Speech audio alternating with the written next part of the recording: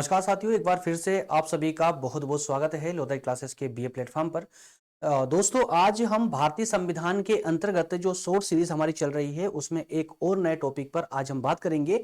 आज का हमारा कॉन्सेप्ट होगा, क्या भारत का संविधान उदार का थैला है। दरअसल दोस्तों, आपने कई बार सुना होगा कि भारत का संविधान जो है कैंची और गोंद की तरह है या फिर उदार का थैला है। इस उदार के थैले नामक जो आलोचनात्मक संज्ञा भारतीय संविधान को दी गई है, आखिरकार ये इसके पीछे कारण क्या है, किन कारणों से भारतीय संविधान को उदार के थैले की संज्ञा दी गई है। तो आइए आज के सेशन में हम इसी को पूरे विस्तार से समझने का प्रयास करेंगे।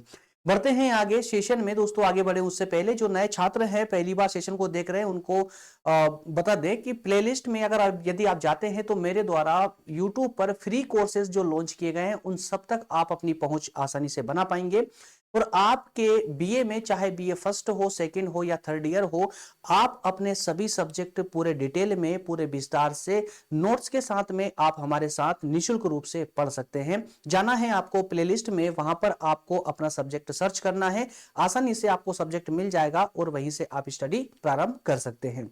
इन सब के अलावा यदि आप किसी भी प्रतियोगी परीक्षा की तैयारी कर रहे हैं तो आपको YouTube पर एक प्रज्ञान हिंदी प्लेटफॉर्म है जिसे सर्च करने की आवश्यकता है।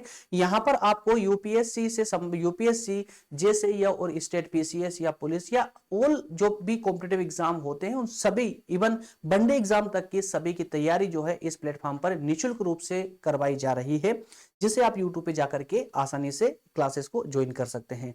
चलिए शुरू करते हैं अपना आज का सेशन। उदार का थैला। आखिरकार भारतीय संविधान को उदार का थैला क्यों कहा जाता है, इसके पीछे क्या रीजन थे, वो सारी कहानी हम इस शॉर्ट सेशन के माध्यम से समझने वाले हैं।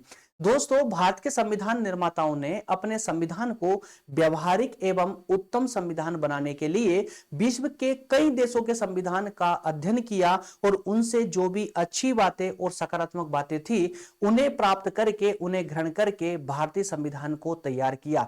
इस तथ्य का अर्थ यह हुआ कि भारतीय संविधान निर्माताओं ने कॉपी पेस्ट नहीं किया, बल्कि भारतीय संविधान या कहें कि भारत की जो परिस्थितियां थी, जो देश काल परिस्थितियां थी, उनके अनुसार विश्व के अन्य देशों के संविधान से आवश्यक बातों को लिया और अपने संविधान में उन्हें स्थान दिया। क्योंकि विश्व के लगभग संविधान निर्माताओं ने विश्व के लगभग 60 से भी ज्यादा देशों के संविधान का अध्ययन किया और उन सभी देशों के संविधान में जो भारतीय परिस्थितियों के अनुसार आवश्यकता, हमने उसे लिया और अपनी परिस्थितियों के अनुसार एज इट इज नहीं लिया, बल्कि उनमें भी परिवर्तन किया। जो हमारी परिस्थिति थी या जो हमारी आवश्यकता थी उसे हमने अपनी आवश्यकता के अनुसार चेंजेस करके, परिवर्तन करके उन्हें अपने संविधान में स्थान दिया, जगह दी। और इसी कारण से जो आलोचना करने वाले लोग हैं या कहें कि जो आलोचक है, उन्होंने भारतीय संविधान को कैंची एवं गोंद की परिभाषा दी या कैंची एवं गोंद का प्रयोग किया और साथ में उदार के थैले की संज्ञा दी है। उम्मीद करता हूं कि आपको यह समझ आया होगा कि भारतीय संविधान को उदार का थैला क्यों कहा गया है। सिर्फ इसीलिए, और जबकि यह आलोचनात्मक वाक्य है, भारतीय संविधान एक उदार का थैला है, यह एक आलोचनात्मक वाक्य है और यह वाक्य आलोचनाकारकों ने दिया है भारतीय संविधान को। क्लियर है। सबसे पहले अगर हम ये बात करें कि कहां से या अर्थात कि किस देश से हमने क्या प्राप्त किया है संविधान में, तो सबसे पहले ब्रिटेन का संविधान आता है। ब्रिटेन का संविधान आता है। भारतीय संविधान का एक बड़ा हिस्सा, एक बड़ा भाग हमने ब्रिटेन के संविधान से प्राप्त किया है।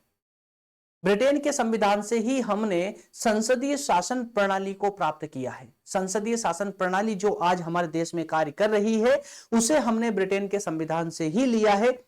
हालांकि एज इट इज नहीं अपनाया, जैसा का तैसा नहीं अपनाया, बल्कि हमारी आवश्यकताओं के अनुसार ब्रिटेन की संसदीय शासन प्रणाली में परिवर्तन करके हमने अपने संविधान में जगह दी है, जिसके अंतर्गत ब्रिटेन की संसदीय शासन प्रणाली के अंतर्गत ही हमारा मंत्रिमंडल भी सामूहिक रूप से लोकसभा के प्रति उत्तरदायी होता है तथा राष्ट्रपति ब्रिटिश सम्राट की तरह औपचारिक प्रधान मात्र है।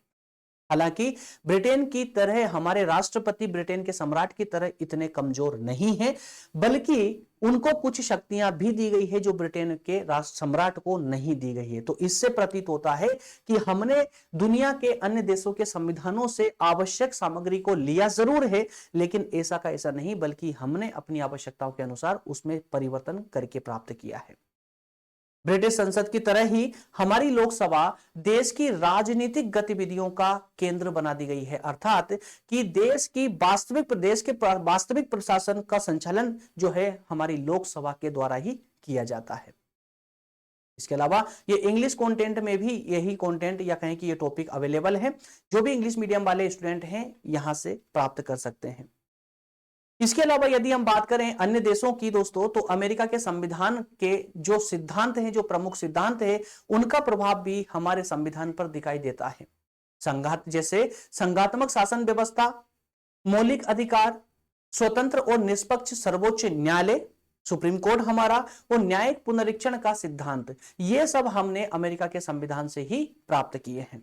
इस सबके अलावा फ्रांस के संविधान की अगर हम बात करें तो हमने नए स्वतंत्र लोकतंत्र को गणतंत्र नामक जो व्यवस्था थी उसे हमने फ्रांस के संविधान से ही अपनाया है, ग्रहण किया है। अर्थात कि हमारा जो नया लोकतंत्र था, लोकतंत्र को गणतंत्र बनाने की दिशा में जो हमने कार्य किया है, हमारे संविधान निर्माताओं ने जो कार्य किया है, वह फ्रांस के संविधान से प्रभावित है। इसके अलावा कनाडा के संविधान से भी हमने कुछ तथ्य प्राप्त किए हैं, जैसे कि संघात्मक व्यवस्था। जो आज भारतीय शासन व्यवस्था में संघात्मक शासन व्यवस्था को अपनाए हुए हैं, उस संघात्मक शासन व्यवस्था को हमने कनाडा के संविधान से प्राप्त किया है। और इसी संघात्मक शासन व्यवस्था के अंतर्गत ही संघ और राज्यों के बीच में शक्तियों का जो विभाजन किया जाता है या किया गया है, वह विभाजन, शक्तियों का विभाजन भी कनाडा के संविधान से ही प्रभावित है। परंतु जैसा कि मैंने बार बार रिपीट किया है, बार बार दोहराया है कि हमने अन्य देशों के संविधान से जो सामग्री ली है, उसे हमने जैसा का तैसा नहीं अपनाया, बल्कि परिवर्तन करके अपनाया है।